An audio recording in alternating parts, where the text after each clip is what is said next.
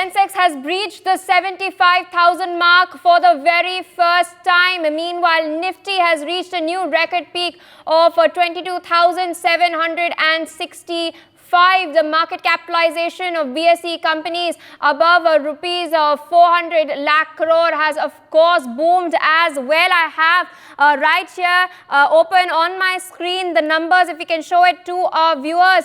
The Bombay Stock Exchange Sensex at this point of time live is at 75,026 points. It of course opened earlier in the morning at a record 75,124 points itself. It is a marked increase of 283.50 points. You can see this is a record increase that has taken place. Meanwhile, let's also take a look at Nifty. Nifty stands at 22,749 points. This is also a record high as well as a record opening as well. Remember, viewers, the market has been performing stellar, especially in the last 10 years.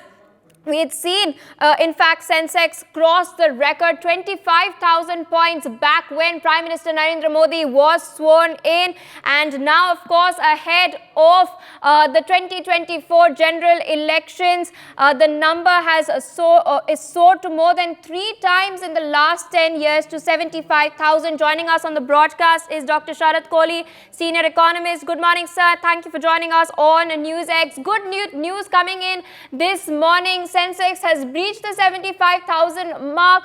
What is your very first reaction to this development as well as the boom in India's markets? Good morning, Pia, and good morning to the viewers of NewsX. Indeed, very heartening news for India and particularly for investors and traders who are regularly connected with the market, who invest in the market, who trade in the market. I think if you account for this boom for a few reasons, one of the reasons is international cues, because the American markets, from where the Indian markets take the cues in the morning, they have also been doing quite well, and particularly in anticipation of a rate cut by Fed. So that is one of the reasons. In fact, for the same reason, gold is also climbing to new peaks. So it has shown phenomenal increase. Gold has crossed 71,000 rupees per 10 grams. The second reason is, massive amount of SIPs which are coming into mutual funds, which has crossed about 18 to 19,000 crores per month. I'm talking of the systematic investment plan where the investors invest on a monthly basis in mutual funds. So that money is flowing into the market. Third reason, of course, is that almost the entire country is now very sure that this government is going to come back. And we saw a cabinet meeting happening yesterday where they said the first 100 days you can anticipate some massive reforms coming. So I think the market is discounting that. The market is keeping that in mind, that the Modi government, in its third tenure, is going to bring in some more economic reforms, which is going to further boost the economic GDP growth of the country. As it is, country right now is a shining star in the world. We are amongst the best performing economies as far as emerging economies are concerned.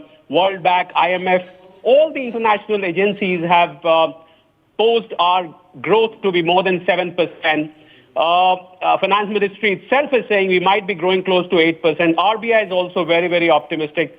So I think it's a combination of a lot of factors which is leading to this growth. The consumer sentiment is also very high, which is very good for the market.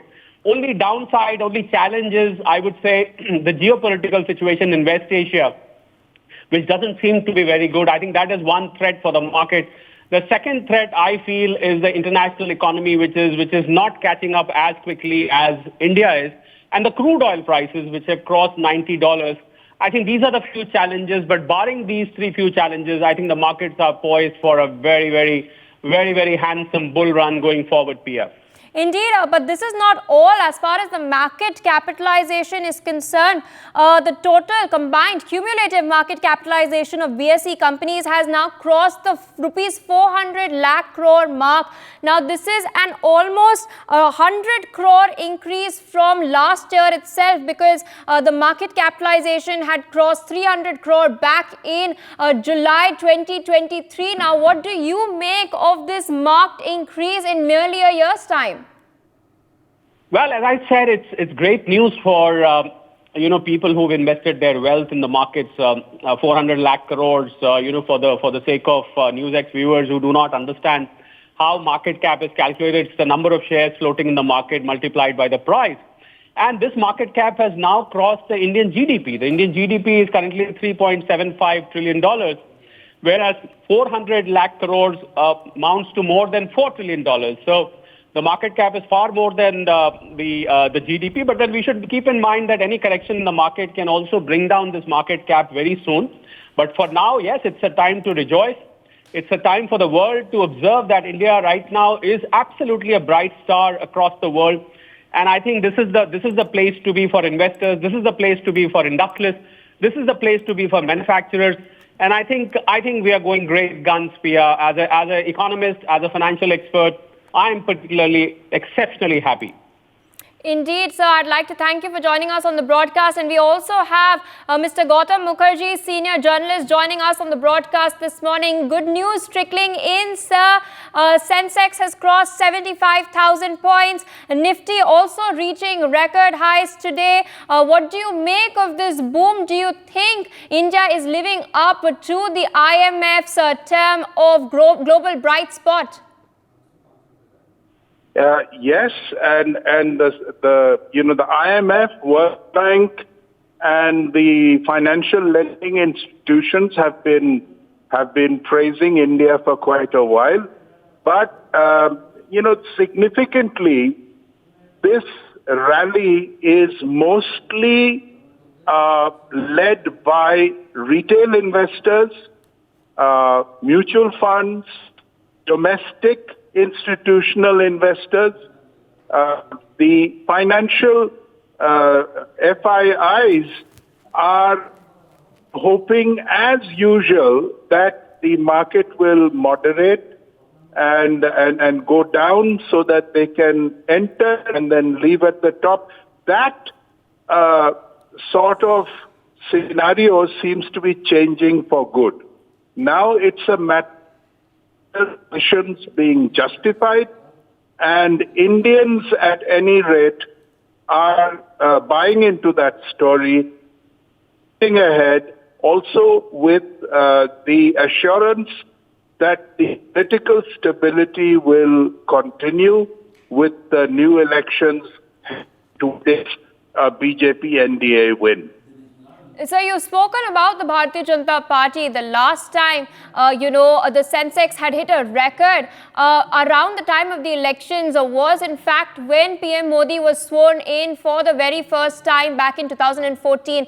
Sensex had crossed the record 25,000 mark back then, and now it's ballooned to nearly 3 times since in the last decade.